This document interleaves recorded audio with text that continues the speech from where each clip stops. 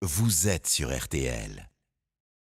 RTL Matin. 6 minutes pour trancher. Il est donc 8h25. Decathlon a-t-il eu raison de renoncer à commercialiser son hijab de sport? Nous allons débattre avec nos invités. Bonjour Zineb El Razoui.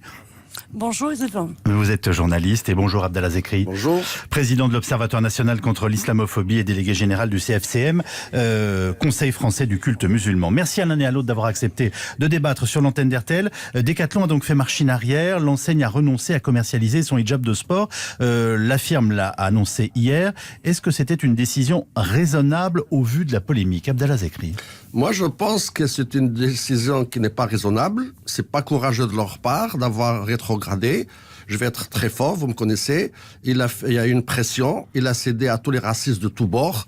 Cela ne veut pas dire que son projet allait réussir ou qu'il allait faire beaucoup d'argent, mais il a eu tort de faire marche arrière. Céder à tous les racismes et tous les racistes de tous bords, je vous ai bien compris? Tout à fait. Je maintiens ma phrase. Il a cédé à tous les racistes de tous bords et à toutes les personnes qui passent leur temps à stigmatiser les femmes musulmanes. Nous sommes dans un pays de liberté. Le voile intégral est interdit. Le reste, c'est toute la liberté qu'on veut toucher à ces femmes musulmanes. Zineb El Razoui, votre réaction à ces propos forts d'Abdallah Zekri?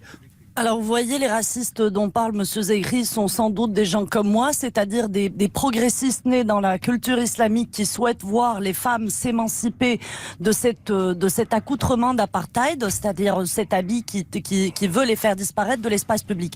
Alors encore une fois, Monsieur Zegri réduit ce débat au débat de droit. Or nous sommes en France, en démocratie, évidemment que les femmes peuvent courir avec un fichu, avec une couscoussière ou avec un slip retourné sur la tête. Elles en ont le droit. Ce dont on parle ici, c'est la normalisation dans le cadre d'un magasin qui vend des articles de sport, d'un article religieux comme étant un accessoire anodin de sport, alors qu'en réalité, c'est un article qui tend à faire disparaître le corps de la femme. Donc là, il s'agit non pas du droit de certaines à courir avec les cheveux couverts, non, il s'agit d'une option civilisationnelle et il s'agit aussi de la défense des valeurs du sport qui sont, comme le dit la charte olympique, des valeurs d'émancipation universelle qui dépassent les atavismes raciaux, culturels et qui doivent de ce fait écarter toute visibilité d'opinion politique ou raciale ou ethnique ou religieuse sur les endroits, sur les arènes du sport. Zineb El Razoui, on parle quand même d'un produit qui n'était pas encore en rayon, pas encore en vote,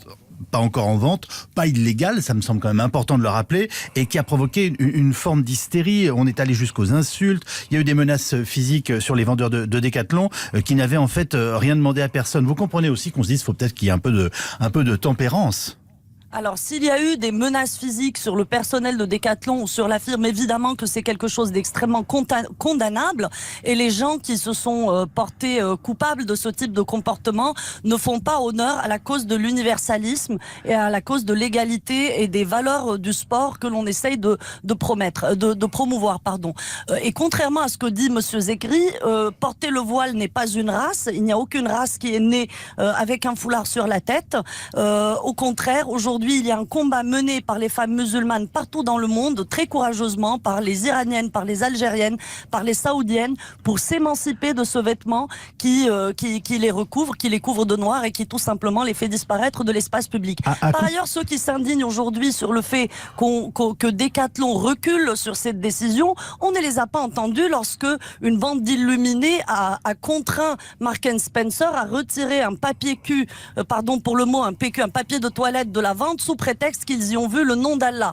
À ce moment-là, on n'a pas entendu les chantres de la liberté de vendre ce qu'on veut s'indigner. On va rester sur ce qui s'est passé à Decathlon. Accoutrement d'apartheid, vient de nous dire Zineb El Razoui. Abdallah Zekri, je vous laisse vous aussi lui répondre et réagir. Écoutez, franchement, là, j'entends de tout n'importe quoi. Moi, je suis pour la femme qui ne veut pas porter le voile, qu'elle ne le porte pas.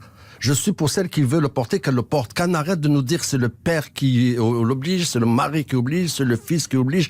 On arrête de tout cela. Moi, je suis fatigué d'entendre n'importe quoi et faire n'importe quoi.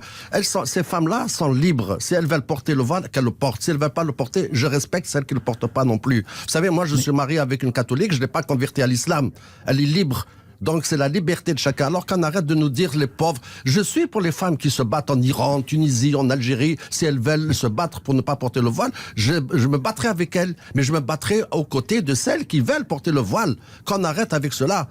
Alors, Zineb El Razoui, l'objectif affiché par Decathlon était de rendre le sport plus accessible. Ça veut dire que vous ne prenez pas au pied de la lettre cette assertion? Depuis quand, Yves, depuis quand les vêtements religieux, notamment quand on connaît les vêtements religieux musulmans, depuis quand sont-ils plus confortables ou plus pratiques pour le sport? Je veux dire, ce qu'il y a quand même de plus pratique pour le sport, ce sont les tenues de sport que l'on connaît. Et si certaines souhaitent porter ce type de cagoule ou de couvre-chef, eh bien, grand bien leur face, mais à ce moment-là, que ce genre d'articles soit vendu dans des magasins religieux spécialisés en vente d'articles religieux et d'accoutrements religieux, et non pas dans un article qui vend des magasins de sport, car le voile n'est et ne sera jamais un vêtement de sport. Vous venez de réagir. Oui, écoutez, lorsqu'elle dit on peut vendre ça dans des magasins religieux, on peut vendre ça n'importe où. Decathlon, c'est une entreprise commerciale. Vous savez qu'il y a eu l'affaire du Burkini, on en a parlé, on a fait un scandale, c'était l'hystérie. Il y a eu 9 cas à travers la France, 9 cas à travers la France. Maintenant, on n'en parle plus. Ça aussi, ça va faire pchit, comme dit Chirac. Alors que pour moi, je trouve que Decathlon n'a pas eu le courage de ses opinions, il n'a pas été jusqu'au bout. Parce qu'il a été menacé et parce que certains fondamentalistes ou certains d'autres intégristes de la libre pensée ont fait pression sur lui. Il n'aurait pas dû reculer. Gérald Darmanin vient de dire il y a quelques instants, notre ministre des Comptes publics, moi ça me choque qu'on fasse de l'argent sur tout. Donc en l'occurrence, notamment sur ce type de vêtements. Et lui et eux, ils font pas l'argent sur tout l'État ? Sur les radars, sur les 80 km, non, ils font pas de l'argent sur tout cela. C'est un commerçant, il est libre de vendre ce qu'il veut. J'ai un commerce, dans la mesure où je suis dans la légalité, je vends ce que je veux. Aux Jeux Olympiques, même si la charte olympique l'interdit, je cite, toutes sortes de démonstrations de propagande politique, religieuse ou raciale, de plus en plus de femmes sont autorisées à participer avec un voile. Qu'est-ce que ça vous inspire comme commentaire, Zineb El Razoui ? Eh bien, justement, c'est là qu'on voit que l'entrisme de l'idéologie communautariste islamiste est un entrisme militant qui consiste à changer l'esprit du sport. Mais vous pensez qu'on a peur de se faire traiter de raciste, pour dire les choses simplement? Et d'ailleurs, c'est le premier terme qui a été utilisé par Abdelazekri dans notre débat ce matin. Mais bien sûr, ce sont des gens qui, comme vous le voyez, font feu de tout bois pour défendre finalement le voile. Et ben, Monsieur Zekri, s'il aime le voile à ce point, il n'a qu'à le porter lui, parce que ne lui en déplaise, c'est un habit sexiste. Et d'ailleurs, je rappelle par exemple que l'athlète tunisienne championne du 3000 mètres steeple aux Jeux Olympiques de 2012 s'était littéralement fait lyncher par l'opinion publique en Tunisie parce qu'elle portait un vêtement de sport qui était le même que toutes les athlètes du monde, c'est-à-dire un habit découvert. Vous voyez, à partir du moment où on mettra, où le sport, où les instances internationales du sport